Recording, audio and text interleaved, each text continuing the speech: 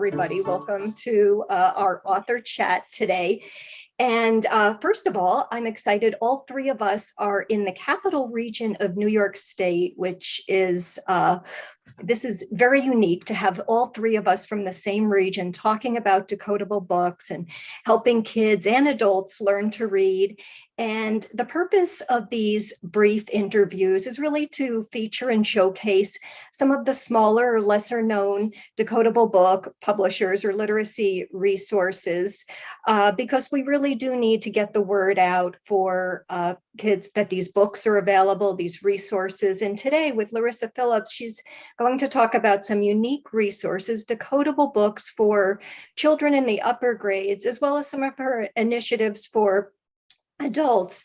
So to just a brief interview about Larissa Phillips. Larissa Phillips is a Wilson certified dyslexia practitioner, as well as the author of City Stories, a collection of decodable stories written for adult beginning readers. She is also the founder and director of the Volunteer Literacy Project, teaching adults to read. So we're really excited to have her. And she's going to be interviewed by our board member, Tracy Young, who is also the president of her school board. And so with that, why don't you both take it away? Welcome, everyone. Thank you. And one of the things, why don't we just jump right into it? Larissa, can you tell us a little bit about where you got the idea to write decodables? Sure.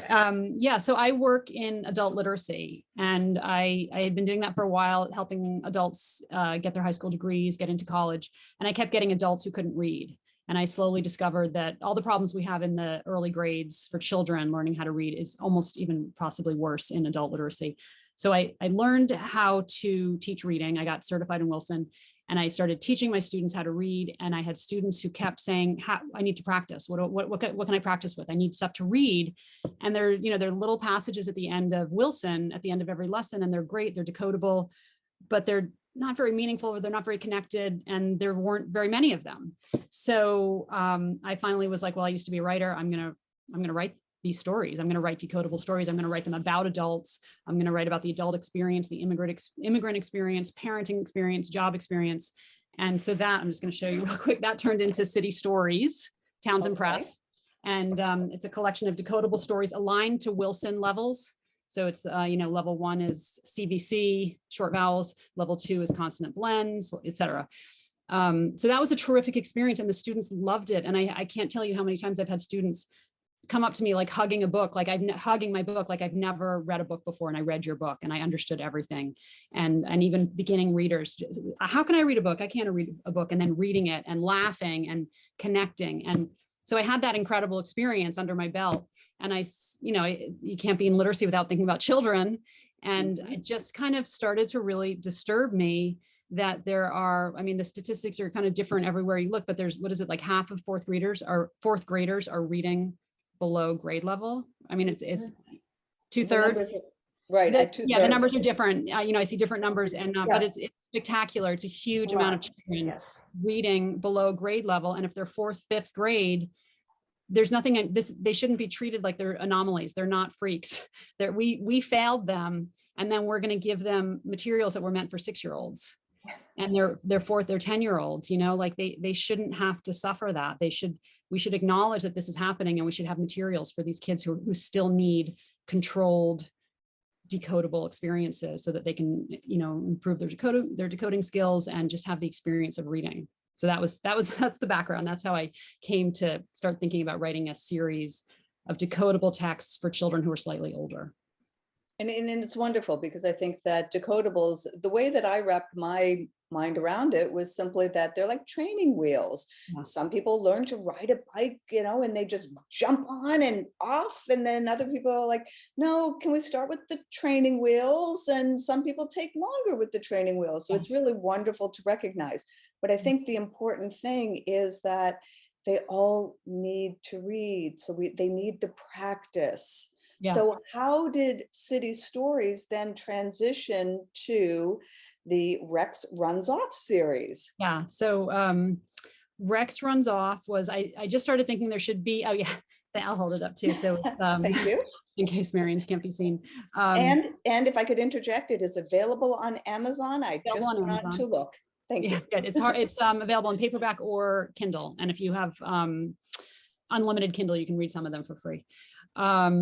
So I just was like, we need to have a series, because series, you know, especially for beginning readers, they're just great. They're easy to pick up the next book. They just encourage more reading because you understand what's going on. You're connected to the character. So I was like, it needs to be a series, and it needs to have chapters, because I remember when my kids were learning how to read, chapters are just like a big, exciting milestone when they start having chapters. And this is the feedback. One of the things I've heard over and over again is that kids are like, I'm reading a chapter book. You know, they just can't believe it. They're so happy. They're doing what their friends are doing. So it had to have chapters. I definitely wanted to make it a very diverse setting. So a lot of BIPOC characters, just to reflect the world we live in, and to reflect, you know, basically the world we live in. And I wanted to have a dog because dogs are just, you know, sort of like a connecting element. And I was thinking about Amelia Bedelia. I don't know who remembers. Oh, I love Amelia Bedelia. Oh my goodness. In fact, I tutor struggling readers, and we were just doing idioms and all these other stuff. Yeah, I loved Amelia Bedelia, and just the whole concept of like just this naughty character who just cannot do anything right, and the other characters are running after, sort of trying to sort of make amends and clean up the mess, and still loving the character. Is a very lovable character, you know. So I was like, we'll have a really naughty dog, and we'll have a kid who just loves the dog so much, and he can't really even see the flaws of the dog, and then we'll have an older teen girl, and I wanted to have a teenager in there just to really make it okay for even older kids to read. So there's a very cool teen girl, and I've gotten a lot of feedback about her too, that kids are like, I like Val, and she's really cool. She's really responsible. She loves her cousin Jack, and she doesn't really like the dog that much because the dog's always causing trouble. So, oh, and also, so I made the characters' names. I wanted to make sure to have a lot of consonants that are not used very often, just to give more practice. So that was how I came up with Rex. So we've got an X there, and Val is the girl, so we've got a V. And then Jack, we've got the consonant or the digraph CK. So that was intentional, yeah. That is excellent. And I also noticed that in the books, you have the high frequency words. Yeah. So can you talk a little bit about that? Yeah, so it's I wanted to make sure if I could redo city stories, the decodables for adults, I would be a little less dogmatic about the decodables, because sometimes, like, I put the word gal instead of girl, because you can decode gal at the level 1, but you can't decode girl. And my students hate it. They cannot stand and, you know, so I was just like, okay, I'm going to be a little less dogmatic, and I really want authentic syntax, and I want a lot of dialogue, and I want it to sound natural, so that because that's one of the struggles with decodables. If it's too artificial, the kids really struggle with, they're trying to read it naturally, want them to be fluent and read it naturally and have prosody, but if it's too awkward, so I really wanted it to be, I had to put in some high frequency words basically to make it authentic syntax. So I made sure to put them in the beginning. And anyone who goes to my website, rexrunsoff.com, I have a flyer about how to do orthographic mapping, because this is for me, since I got into this business, you know, it used to be you were supposed to have kids memorize the high frequency words, and now that's changed, and we're doing orthographic mapping. So I do have a little informational text about that. Could you explain it, because not everyone is familiar with orthographic mapping? Yeah, so a lot of words, the high frequency words, are not actually, or sorry, they are actually decodable.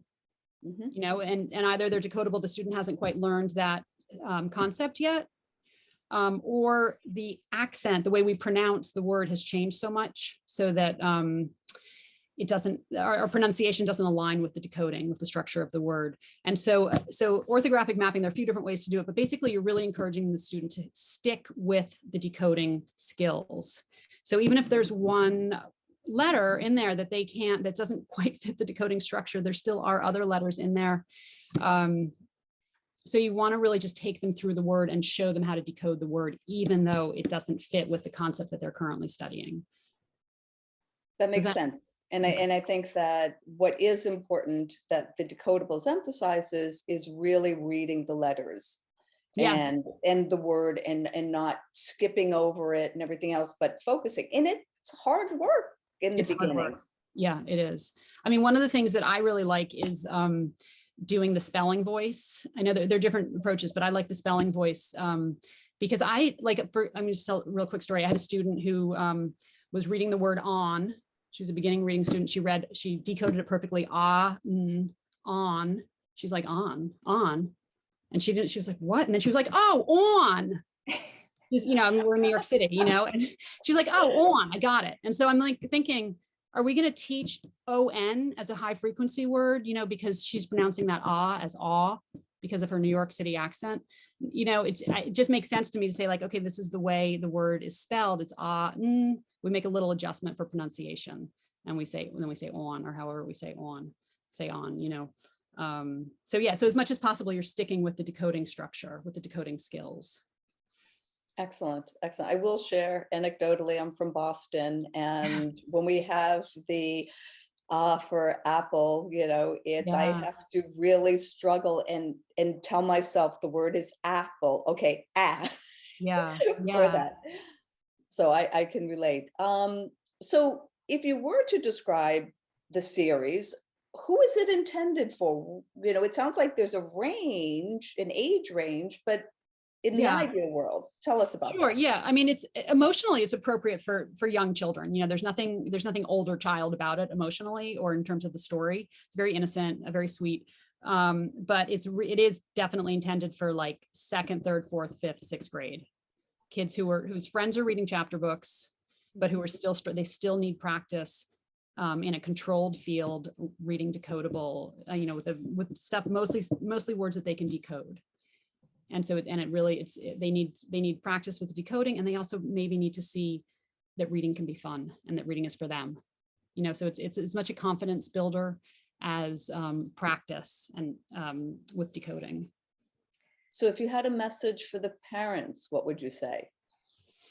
The parents of struggling readers? Yes. Or students that maybe are struggling that the parents don't even realize. Oh yeah, I know. Well, this book the Rex books are also great even for kids who aren't struggling because they're just like a fun story. I love decodables. I think that decodables are a great thing. I think we don't even know how many kids are in the high school level and even in college who aren't decoding properly, who are using really inefficient strategies for reading. I mean, I know high schoolers who tell me they look at the first letter and they guess when they see a word they don't know. So I think that even if the child is reading, it's great to just give them that controlled, just try it out. And especially with a book like this, where it's fun, and the decodables that are really targeted and leveled, and not leveled, but really targeted and kind of take you through, those are amazing. Those are totally necessary as training tools and teaching tools. But the Rex Runs Off books are a little more supplemental, and like a lot of tutors tell me they give them they read them at the end of the lesson, kind of like as a reward, like we're gonna do some fun reading now, and it's still teaching, it's still practicing, but it's fun, and the kids, they want to stay later. That's what I keep hearing. Yeah, I think one thing too that's helpful to know is that all of the books in the series are at the same level. They focus on the same phonics skills, which is really nice. All level, it's like at the end of level 1 it's aligned to Wilson, the end of level 1. So digraphs, suffixes, suffix S, bonus letters, and almost all short vowels, 3 sound words. Yeah, and it's all the way the same level through the series, but the page density gets a little bit bigger as you go through. So there's more. The first book, Rex Runs Off at the Pet Shop, is very really small amount of text on the page, and it expands as you go through the series. And can you elaborate a little bit upon that? Like why did you do that? What was necessary? What were you trying to accomplish? Sure, I definitely wanted it to be real inviting at first. The first book to be like, you can do this. Come on, let's use your skills. You've got the skills. Let's do it, and let's get to know the characters a little bit. And let's get to see that this is fun. This is, there's a couple silly jokes about the dog kissing the kid on the lips. Yuck, that's gross. And so I wanted it to be real inviting on the first one, but then I did want to give a little push, a little stretch as they went through, while they still kept working on those same decoding skills, but just got stretched a little bit. So it really sounds like these books help build confidence, which is so important in struggling readers. Absolutely. Absolutely. And that's what I hear a lot from tutors and parents and teachers, is that it's building their confidence, and that they're excited to read the next one, and they're waiting for the next book to come out. Right. For that. That's excellent. And I love the fact that then it gets a little progressively harder because then they're ready for it. Yeah. So they Yeah. can't always stay at the same level, but they are willing to like attack it, like they're willing to try it out. They're not Yeah. intimidated. Yeah, and they're And I think attached. They've got an emotional attachment to the characters at that point. They understand the arc of the story. There's a couple like, what do you think's going to happen next? What do you think Rex going to do? And of course the kid knows what Rex is going to do, which is a very enjoyable feeling when you're reading, when you know when you know the character. Yeah. One other thing I wanted to mention is that a lot of the pages have no picture. So yay! Why is that important? There's no picture clue. I mean, there's pictures to add to the images and for the fun of reading with illustrations, but it's not for helping to decode. And I've heard that kids will stop and say, I just read a page that had no picture on it, and they're like amazed. Yeah. Mm-hmm. That was an important part too. Good. I mean, you're hitting on all of the key points with decodables and struggling readers. Thank you. Well, because I work with adults who didn't get the intervention they needed, and it's completely affected their lives. And so I see the need. I know what they need, and I've been working basically in the trenches with really triage with kind of the most remedial portion of the population. Because these are the ones who could not learn how to read through any other method. And then, so I've seen what they need and I've seen what works. I've been in a lab basically for the last 15 years, seeing what works, and this is what they need. And so it all makes sense to me that this is exactly what they need. Well, and thank you for reaching out and actually writing these books, because it's one thing to just see what they need, but it's another thing to then actually do it. So tell us a little bit, future plans. What do you see in the future for whether it's this series or additional series? I mean, give us a scoop. Yeah. Okay. Well, I just put out book 6 just came out. So it's Rex runs off to the circus. It's probably my favorite so far, just because there's a lot of horses and dogs and cats and animals and mayhem. So that just came out, and I'll do a few more books and then wrap up the series. I think I'm not sure if I'm going to do 8 or 10 altogether, but I have a few more books coming to wrap up the series.